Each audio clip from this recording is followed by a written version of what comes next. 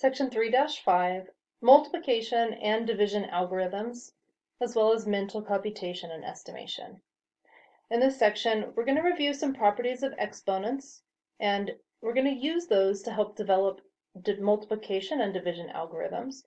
And we're going to work on other algorithms for multiplication and division as well.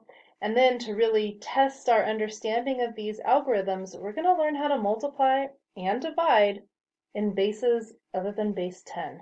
So get ready. First, let's review some exponent rules. When we're talking about a number written as an exponent, let's be clear about a couple of things. One, the number that is written full size, the normal size, in this case that's like A, that's called the base. The little number that's written up in the top right corner, that is our exponent. So whenever I'm talking about base, I'm talking about the thing that's being multiplied repeatedly. And then when I talk about exponent, I'm talking about how many times we're multiplying repeatedly. For example, if I had 3 to the 5th power, 3 is the base, 5 is the exponent. 3 to the 5th power is the same thing as writing 3 times 3 times 3 times 3 times 3. We're multiplying 3 to itself 5 times.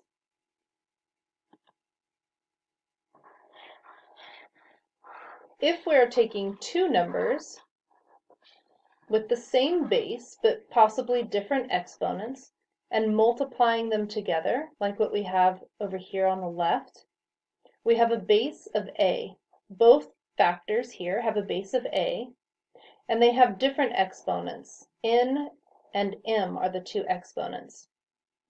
If we're multiplying two factors with the same base, we can simply add the exponents and write the sum of m plus n as the exponent on the base. So if I had something like 3 squared multiplied to 3 to the 5th power, I could write that as 3 to the 2 plus 5.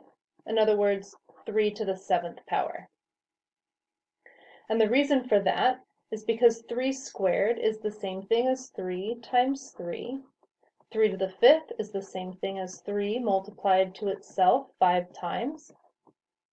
And if I were to just drop these parentheses, replace these two with multiplication, there are 7 factors of 3 here multiplied to themselves, so that's 3 to the 7th power.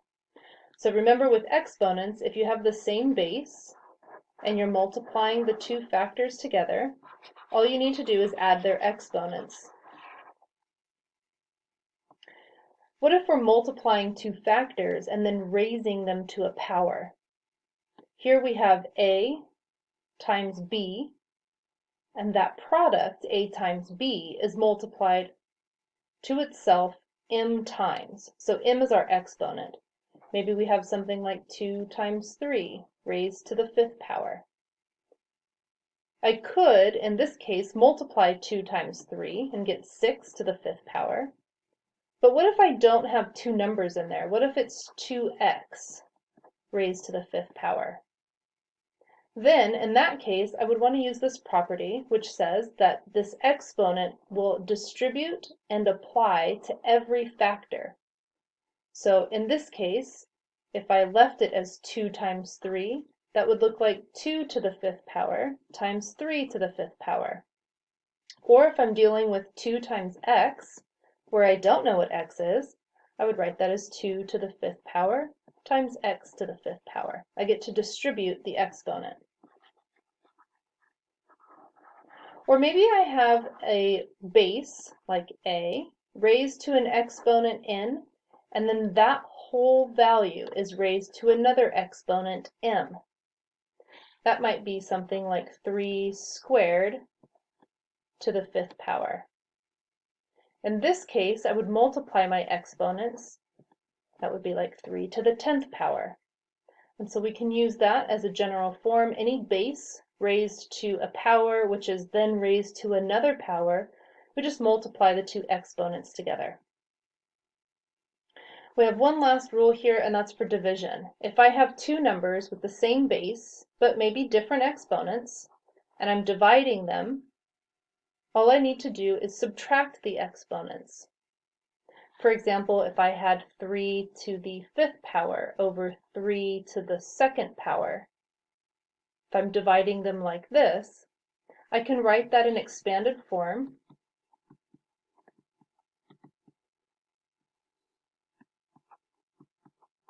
And then I can divide off my common factors. My numerator has 5 factors of 3 in it. My denominator has 2. If I divide off everything that matches in the denominator, I'm taking 2 away from the 5 factors on top. Similar to just writing 3 to the 5 minus 2 power, which results in 3 cubed, which is what we see here. So we have these rules. We have a rule for multiplying two numbers with the same base but different exponents. We have a rule for two numbers multiplied and then raised to an exponent. We have a rule for a number raised to an exponent and then that is also raised to a second exponent. And then we have two bases raised to different exponents being divided. So we've got each of these rules here. We're going to use them to work on a couple of expressions so that we can simplify them. We want to write this big number, 2 to the 6th power times 8 to the 5th power times 16 cubed. We want to write it with one exponent. And right now there are 3 different exponents. So I don't know what the single exponent is until I start applying some of the rules that we just discussed. My first thought is that I know that 8 can be written as 2 to the 3rd power. So this fact popped in my brain. So I'm going to make that substitution. I'm going to take 8 out and I'm going to replace it with 2 to the 3rd power.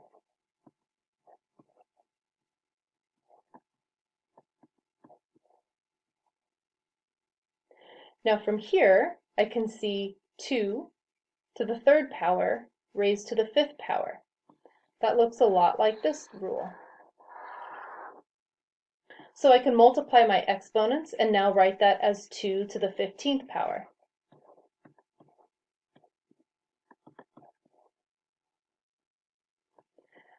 I can use a similar process for this factor 16 to the 3rd power. I know 16 is the same thing as 2 times 8, and we just said that 8 was the same thing as 2 cubed.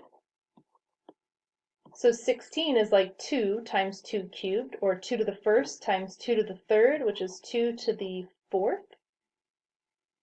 So I'm going to replace 16 with 2 to the 4th.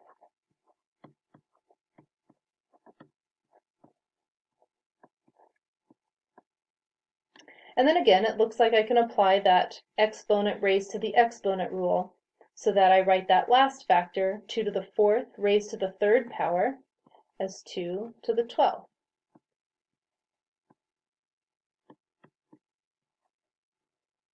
Now I can see that I'm multiplying 3 factors, each with the same base. They all have different exponents though. All I need to do is add the exponents together using that rule about multiplying numbers with the same base.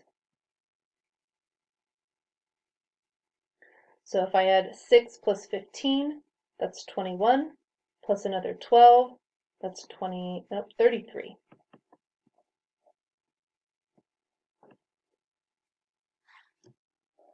And so we have achieved our goal here. We simplified the expression so that it's one exponent term. So 2 to the 33rd power, that's the same thing as 2 to the 6th times 8 to the 5th times 16 cubed, but this one's nice, neat, and compact. And if you want, I would suggest you check that on your calculator, make sure that they're the same. Let's try another one. Here we have 9 to the 4th times 36 to the 5th divided by 3 to the 18. Now 36, I know, is 6 times 6. But I also know that 6 is 2 times 3. So 36 then is the same thing as 2 times 3 squared. So I'm going to replace 36 with 2 times 3 squared.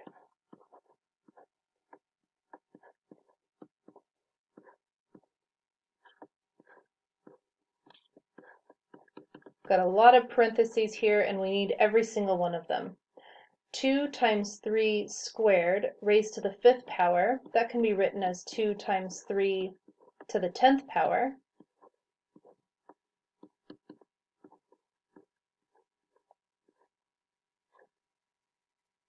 Nine is the same thing as 3 times 3, or 3 squared, so I'll replace 9 with 3 squared.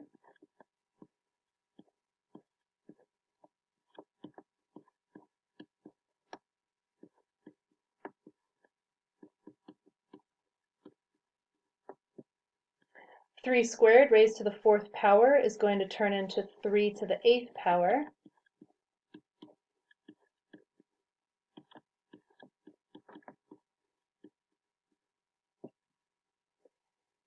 Now from here, I'm going to distribute my 10 exponent to each factor so that I have 3 to the 8th times 2 to the 10th times 3 to the 10th. That way I can combine my like bases. So 3 to the 8th and 3 to the 10th, if I multiply those together, since I can change the order of my multiplication using the commutative property, I can write that as 3 to the 18th power, and then times 2 to the 10th, and then of course we want to divide that by 3 to the 18th. Writing this as a fraction with a numerator and a denominator rather than that division bar with two dots, we have 3 to the 18th times 2 to the 10th over 3 to the 18th. Those common factors divide off, and this simplifies to be 2 to the 10th. So again, we've reached our goal of rewriting that expression so that it's only a single exponent term, 2 to the 10th power, and I would recommend type that into your calculator. Make sure that you get the same thing when you type in 2 to the 10th power as you would get if you typed in the original expression.